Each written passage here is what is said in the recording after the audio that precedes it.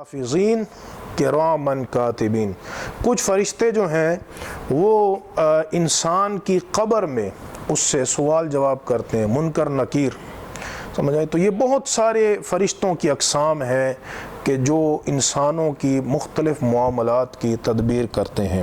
بہرحال تمام فرشتوں پر جن کا علم ہے اور جن کا علم نہیں، ان تمام پر ایمان لانا ضروری ہے۔ سمجھ آ رہی ہے؟ ان تمام پر ایمان لانا، اور یہ اس کے بغیر ایمان قبول نہیں ہے۔ سمجھ آئی؟ وہ سر سید احمد خان نے بیان کیا نا کہ فرشتے جو ہیں یہ نیکی کی قوت کا نام ہے، ان کا کوئی نورانی وجود نہیں، تو یہ جھوٹ ہے، کیونکہ سرکار علیہ السلام پر حضرت جبرائیل امین علیہ السلام آئے، اس میں قرآنی آیات کا، احادیث کا انکار ہے، اس لیے یہ کفر ہے فرشتوں کے وجود کا انکار کرنا۔ تو ان کا وجود ہے فرشتوں، وہ صرف نیکی کی قوت کا نام نہیں، ان کا وجود ہے، باقاعدہ ہر فرشتے کا وجود ہے۔ جیسے حضور نے فرمایا، سنن الترمذی کی حدیث ہے کہ آسمان سے چڑچڑانے کی آواز آ رہی ہے، اور حق بھی یہ ہے کہ وہ چڑچڑائے، وَحُقَّ لَهَا أَن تَعِطَّ، چونکہ فرمایا اس میں ایک 4 انگل کے برابر جگہ ایسی نہیں جہاں فرشتہ اللہ رب العزت کے حضور سجدہ ریز نہ ہو۔ تو اب اگر اس کا وجود ہی نہیں ہے تو یہ آسمان سے چڑچڑانے کی آواز کیسے آ رہی ہے؟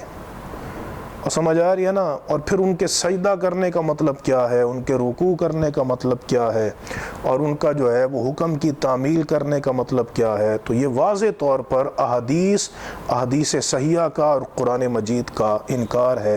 جیسے حضور نے فرمایا خلقت الملائکۃ من نور وبلقائہ، اور اس کی ملاقات پر ایمان۔ اس کی ملاقات سے مراد ہے کہ آخرت میں جو اللہ تعالیٰ کے ساتھ ملاقات ہوگی، آخرت میں جو اللہ تعالیٰ کے ساتھ ملاقات ہوگی، اس ملاقات پر ایمان رکھنا کہ ہم نے مرنے کے بعد اٹھنا ہے، اور اس اٹھنے کے ساتھ ہماری اللہ رب العزت کے ساتھ ملاقات ہوگی۔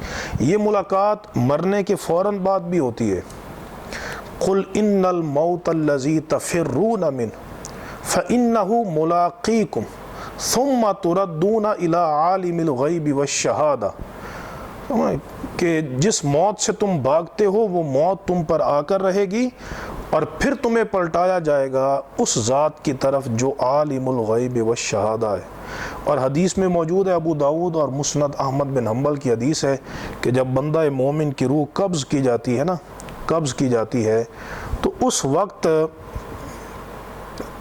بندہ مومن کو یہ بتا دیا جاتا ہے کہ تو اپنے رب کی طرف پلٹ، ارجعی الی ربک راضیۃ مرضیہ، تیرا رب تجھ سے راضی ہے، تو رب سے راضی ہے۔ اس وقت بندے کے دل میں نا اللہ کی ملاقات کا شوق پیدا ہوتا ہے، اور حدیث میں فرمایا من احب لقاء اللہ احب اللہ لقاءہ، جو اللہ کے ساتھ ملاقات کو پسند کرتا ہے تو اللہ بھی اس بندے کے ساتھ ملاقات کو پسند کرتا ہے۔ تو وہ محبت اس وقت میں پیدا ہو جاتی ہے، اور پھر جب اس کی روح قبض ہوتی ہے تو فرشتے اس کو آسمانوں کی طرف لے کے جاتے ہیں، آسمانوں کی طرف۔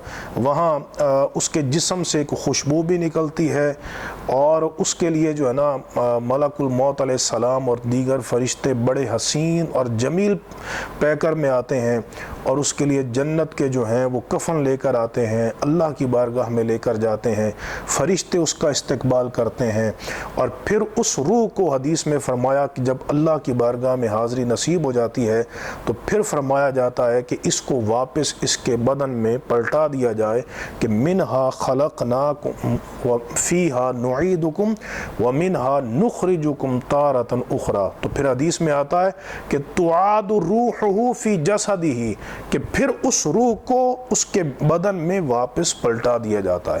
تو ایک ملاقات موت کے بعد ہوگی، اور جو حقیقی دائمی ملاقات ہوگی وہ آخرت کے دن میں ہوگی۔ وَرُسُلِهِ، اور اس کے رسولوں پر ایمان، اس کے رسولوں پر۔ ایک حدیث کے اندر نا کتبہ کے لفظ بھی ہیں جو مسلم شریف کے اندر، ان تؤمن باللہ وملائکتہ وکتبہ ورسلہ، کہ تو ایمان لائے اللہ کی ذات پر اور اس کے فرشتوں پر اور اس کی کتابوں پر اور اس کے رسولوں، اس کے رسولوں پر. یہ ترتیب جو ہے، یہ ترتیب، اس ترتیب کے اندر یہ اشارہ ہے جو رسولوں کا چوتھے مرتبے پہ ذکر ہے نا، اس میں اشارہ ہے وحی کی ترتیب کا، کہ اللہ رب العزت وحی کا منزل ہے، اور اس نے وحی فرشتوں کے ذریعے کتابیں جو ہیں، کتابوں کی صورت میں یا صحائف کی صورت میں یا کلام کی صورت میں اللہ رب العزت نے وہ وحی رسولوں کی طرف بھیجی. تو اس میں ترتیب وحی کا ذکر ہے. وَتُؤْمِنَ بِالْبَعْثِ، اور تو بعث اٹھنے پر ایمان لے کر آئے. وَآخِرُ دَعْوَانَا أَنِ الْحَمْدُ لِلَّهِ رَبِّ الْعَالَمِينَ.